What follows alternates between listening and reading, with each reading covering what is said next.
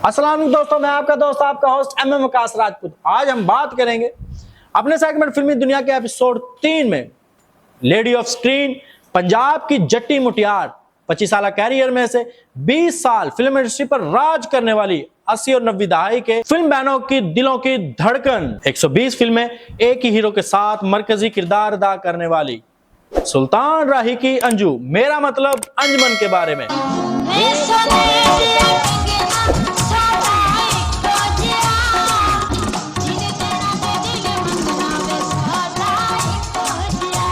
अंजमन 24 जुलाई सन 1955 में बहावलपुर में पैदा हुई। उनका पूरा नाम अंजुमन शाहीन है।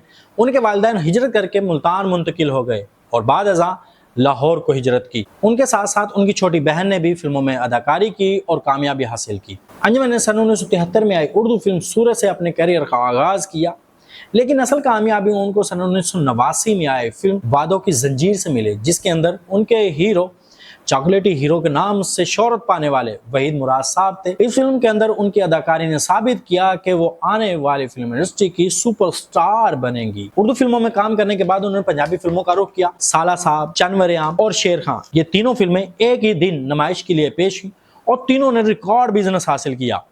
इस फिल्म के अंदर सारे गाने मलका तरन्नुम नूर जहां के थे। इन फिल्मों के बाद अंजुमन तमाम फिल्म बैनों की महबूबा बन गई। अंजुमन जिस्मानी तौर पर एक पंजाबी मुटियार नजर आती थी। यह वजह भी है कि उनको पंजाबी फिल्मों में बेहतरीन कामयाबी हासिल हुई। मुख्तलिफ अखबार से अखबारों की जीनत बने रहने वाली अदाकारा को यह एजाज भी हासिल है कि उन्होंने ऐसी लाजवाब फिल्में दी जो उनके नाम और काम को हमेशा जिंदा रखेंगी। अंजुमन ने करीब करीब तमाम बड़े अदाकारों के साथ फिल्में की हैं, जिनके अंदर गुलाम मोहिउद्दीन, सुल्तान राही, वहीद मुराद, शाहिद, नदीम, एजाज, मोहम्मद अली, इकबाल हसन और जवेद शेख जैसे बड़े अदाकार शामिल हैं। अंजुमन अपनी जात में अकेडमी की हैसियत हासिल रखती हैं। अगर मैं ये कहूँ कि अंजुमन का शुमार ऐसी अदाकारों में हुआ है कि जिन्होंने पाकिस्तानी इंडस्ट्री को कामयाब तरीन बनाने के लिए तालीमी किरदार अदा किया है, तो ये गलत ना होगा।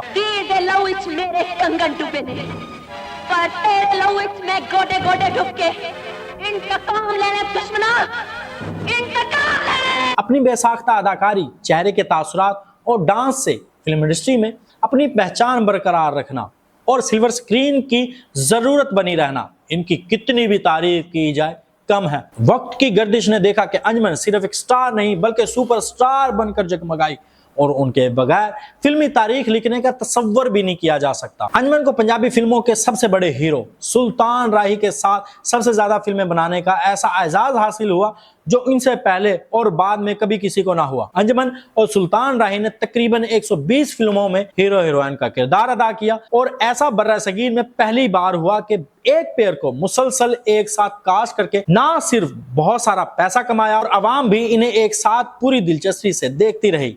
यही वजह है कि सुल्तान राही की वफात पर एक सहाफी ने लिखते हुए कहा कि अंजुमन आज बेवा हो गई। अंजुमन ने अपने उरूज पर सरकारी ऑफिसर मुबीन मलिक से शादी की। इस शादी से इनके 3 बच्चे हुए, लेकिन किस्मत की देवी यहाँ इन पर ज्यादा मेहरबान ना हुई। इस दौरान वो बरतानिया मुंतकिल हुई। बाद अज़ां वो लाहौर भी आती रही, मगर 2013 में जब वो पाकिस्तान आई तो उनको अपनी जिंदगी का सबसे भयानक दिन देखना पड़ा। बरोज ईद उल अजहा इनके शोहर को गोलियां मारकर कत्ल कर दिया गया। अंजुमन इस बदबख्ती पर गम से निढाल हो गई। मैं आज अंजुमन, मैं उजड़ गई इस पाकिस्तान में, मेरे बच्चे उजड़ गए, हमारा कुछ नहीं रहा, कुछ नहीं रहा। अंजुमन ने कुछ साल इस दर्द के सहारे गुजारे, लेकिन फिर उन्होंने बाकी की जिंदगी एक नए हमसफर के साथ गुजारने का फैसला किया। उन्होंने 60 साल की उम्र में एक लकी नामी एक नाकाम प्रोड्यूसर के साथ अपनी दूसरी शादी की, लेकिन यह शादी चंद एक माह ही चल सकी। हम बात करेंगे उनकी फिल्मों के बारे में। 25 साल कैरियर में से 20 साल इंडस्ट्री पर राज करने वाली 300 से ज्यादा फिल्मों में काम किया। अगर बात करें उनकी टॉप मूवीज के बारे में तो हमें मालूम होता है कि मेला, हंटर वाली, दुलारी, शेर खां, कातिल हसीना, डाकू हसीना, काली चरण, सुल्ताना, नागनी, तलवार, लगान, जंगी, गुज्जर बादशाह, इंसानियत के दुश्मन और चुदरानी। ये वो फिल्में हैं जिन्हें किसी भी बड़ी से बड़ी फिल्मों के मुकाबले में पेश किया जा सकता है। 2023 में उनको सदर पाकिस्तान की तरफ से प्राइड ऑफ परफॉर्मेंस के अवार्ड से भी नवाजा गया।